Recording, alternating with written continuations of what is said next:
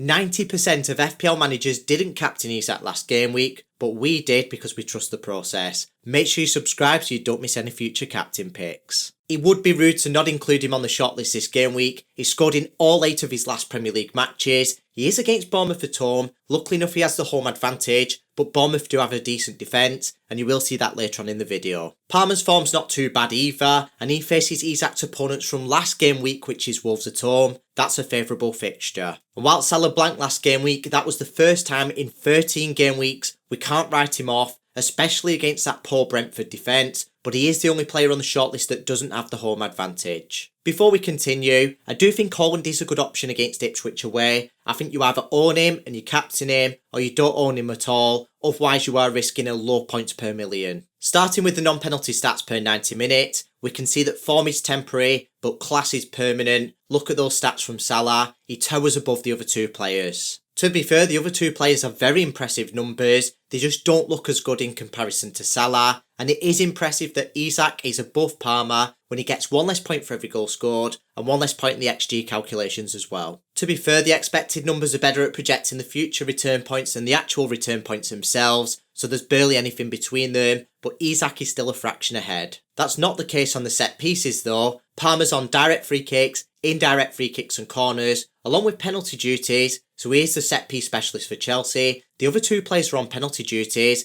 but Isak only takes the occasional direct free kick, and Salah's not expected to take any. There's barely anything to split them on the anytime goal scorer odds this game week. Isak's got the highest with 53%, but then Salah's on 51, and Palmer's on 50, and whilst Palmer's got the lowest anytime goal scorer odds, he has got the highest anytime assist odds by far with 43%, he's 13% ahead of Salah, and 21% ahead of Isak, and that quite comfortably gives him the best anytime return odds. In fact, I would say he's got the best odds overall. I do prefer them being weighted more towards goals, but there's barely anything between the anytime goal scorer odds this game week, and with that, I'd say that Salah's ahead of Isak, not just on the anytime return odds, but the fact he gets an additional point for every goal scored as well. These odds are sourced from FPL Review, so it's not surprising that Palmer's got the highest FPL Review points projection with 8.3, he's a full point ahead of Salah, and nearly 2 points ahead of Isak. But as a disclaimer, there's a lot of metrics feeding into these data models. Either way, Fantasy Football Fix agree that Palmer's the best captain as well. He's on 8.1, which is quite far ahead of the other two players again, especially Isak. If we consider that he had the least promising stats, it does seem surprising that his odds and his points projections are the highest, but that is because of the fixture. At the same time, if you compare the Wolves defensive numbers with the Brentford defensive numbers, yeah, they've conceded a lot more goals, but the expected goals conceded figure is almost exactly the same, and that's better at projecting the future goals conceded than the actual goals conceded themselves. So while Salah's attacking numbers are a lot more promising than Palmer's attacking numbers, Brentford's defensive numbers aren't much more promising than Wolves' defensive numbers, but what we need to consider is that Palmer's got the home advantage, and Salah's at a disadvantage because he travels away from home. Try not to fall for the trap of thinking Brentford away is a difficult fixture. When you've got 20 teams rolling the dice on home and away results, you are going to get some variance in the data. Falling for that would be outcome bias. Brentford's home advantage is a similar advantage to any of the other 19 teams in the league. If that wasn't the case, then Brentford's clean sheet odds wouldn't only be 1% ahead of Wolves, whilst they've got the home advantage, and Wolves have to travel away from home. Despite travelling away from home, it's unsurprising that Isak's opponents Bournemouth have the best clean sheet odds on the shortlist. Just look at those defensive numbers, they're a lot more solid than the other two teams. Before we conclude, we're going to carry out a quick risk assessment.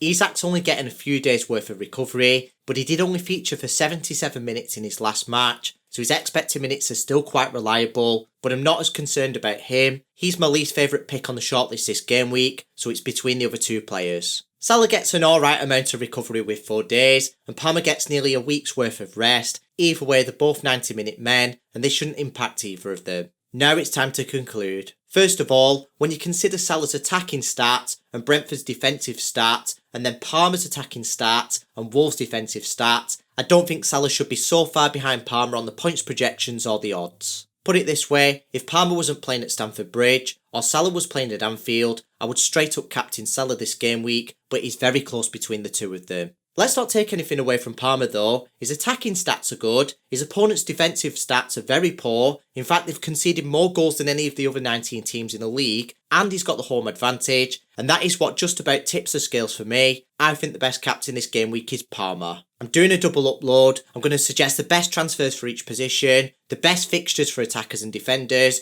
reveal my transfer plans, and a lot more in my team selection video. Make sure you subscribe so you don't miss it.